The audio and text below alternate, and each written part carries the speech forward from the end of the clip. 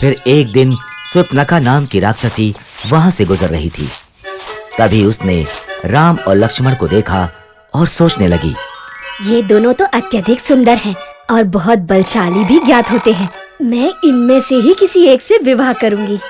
ये सोचकर उसने अपनी राक्षसी शक्तियों से एक सुंदर स्त्री का रूप धारण किया और वो राम लक्ष्मण के पास गई। पहले वो राम के पास गई और बोली, हे तेजस्वी युवक, मैं आपके रूप और सौंदर्य से बहुत प्रभावित हूँ और आपसे विवाह करना चाहती हूँ।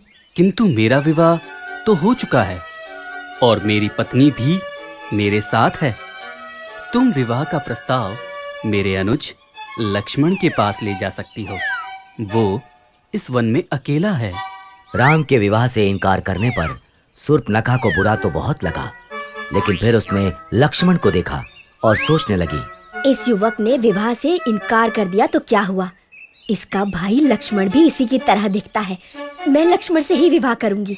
ये सोचकर वो लक्ष्मण के पास गई। हे तेजस्वी युवक, मैं आपके सौंदर्य से बहुत प्रभावित हूँ और आपसे विवाह करना चाहती हूँ। मेरा विवाह हो चुका है, इसलिए मैं तुमसे विवाह नहीं कर सकता। किंतु आप इस वन में अकेले हैं और आपको मुझ जैसी सुंदर स्त्री से विवाह करने से इनकार नहीं करना चाहिए। किंतु मैं तुमसे विवाह नहीं करना चाहता। क्यों? क्या आपको मेरा रूप पसंद नहीं आया? ऐसा रूप देखकर तो देवराज इंद्र का भी मन पिघल जाए, तो आपका मन कैसे नहीं पिघला? शूर्पणखा की चिकनी चुपड़ी बातें सुनकर लक्ष्मण को क्रोध आ गया और उसने शूर्पणखा के नाक कान काट दिए। नाक कान कटते ही शूर्पणखा अपने राक्षसी रूप में आ गई।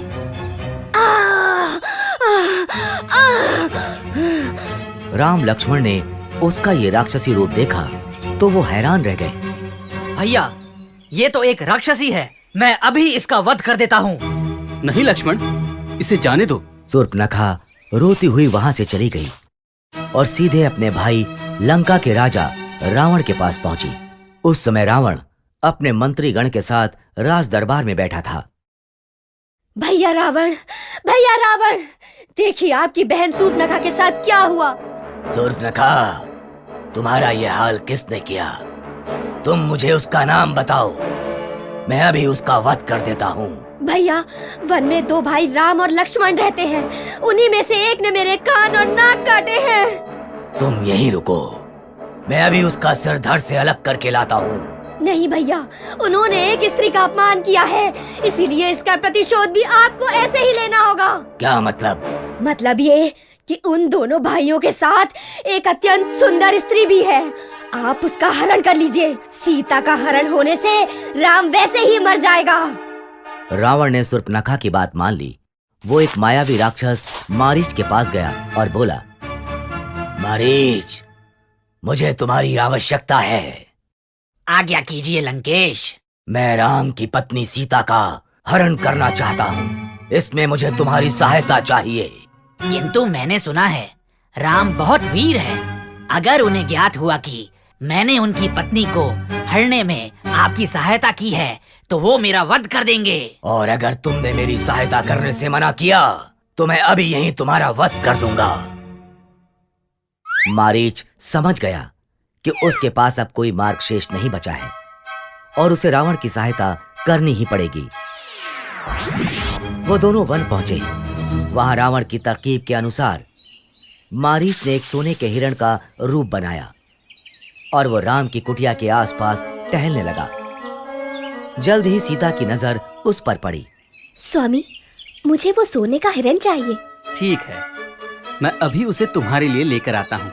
ये कहकर राम अपने धनुष बाण के साथ उस हिरण की तरफ चल दिए। भागते भागते बहुत देर हो गई, लेकिन वो हिरण राम के हाथ नहीं आ रहा था। आखिरकार राम ने धनुष पर बाण चढ़ाया और हिरण की तरफ छोड़ दिया। बाण हिरण को जा लगा। बाण लगते ही मारीच अपने असली रूप में आ गया और आवाज बदलकर राम की आवाज में कराहता हुआ चीखने लगा, सीते, लक्ष्मण, लगता है तुम्हारे भैया किसी संकट में हैं। तुम जल्दी जाओ। लक्ष्मण जानते थे कि ये राक्षसों की चाल है, लेकिन वो सीता को मना नहीं कर सकते थे। इसलिए उन्होंने कुटिया के बाहर बाण से लक्ष्मण रेखा बनाई और सीता से बोले, माता, जो भी हो, आप इस लक्ष्मण रेखा से बाहर मत आना। और वो आवाज की दिशा की तरफ चल दिए। लक्ष्मण के जाते ही रावण वहां आया और तपस्वी का रूप धारण कर सीता की कुटिया पर पहुंचा।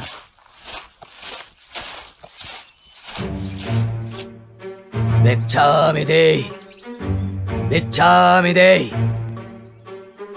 ये लीजिए ऋषिवर, भिक्षा स्वीकार कीजिए। रावण भिक्षा लेने के लिए आगे बढ़ा। तभी उसने लक्ष्मण रेखा को देखा और सीता से कहा, यदि भिक्षा देनी है तो बाहर आओ, नहीं तो ये तपस्वी बिना भिक्षा ग्रहण किए ही तुम्हारे द्वार से लौट जाएगा। सीता किसी तपस्वी को खाली हाथ नहीं जाने दे सकती थी, इसलिए वो लक्ष्मण रेखा से बाहर आईं। उनके ऐसा करते ही रावण ने उन्हें पकड़ लिया और वो अपने असली रूप में आ गया।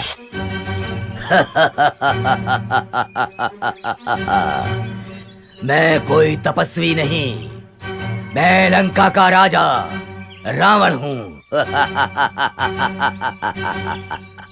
और रावण सीता का हरण कर उन्हें लंका ले गया। जब राम और लक्ष्मण को सीता के हरण का पता चला तो उन्होंने सीता की खोज आरंभ कर दी।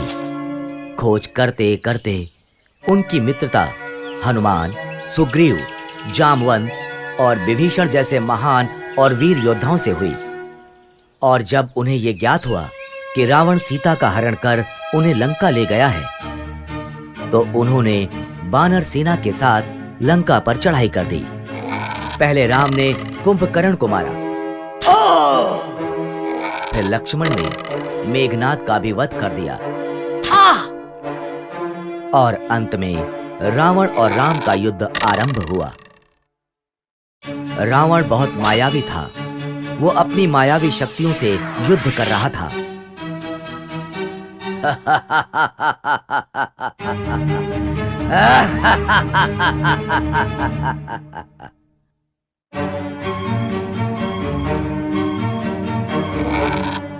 राम के तीर उसे कुछ क्षति नहीं पहुंचा पा रहे थे।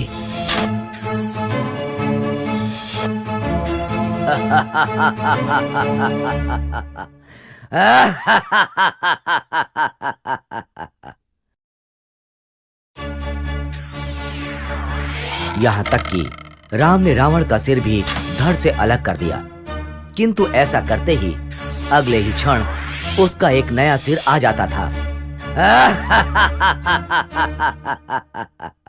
ये रावण मरता क्यों नहीं? तभी विभीषण वहां आए और उन्होंने राम से कहा, प्रभु, आप रावण की नाभि पर वार कीजिए, तभी रावण का वध होगा।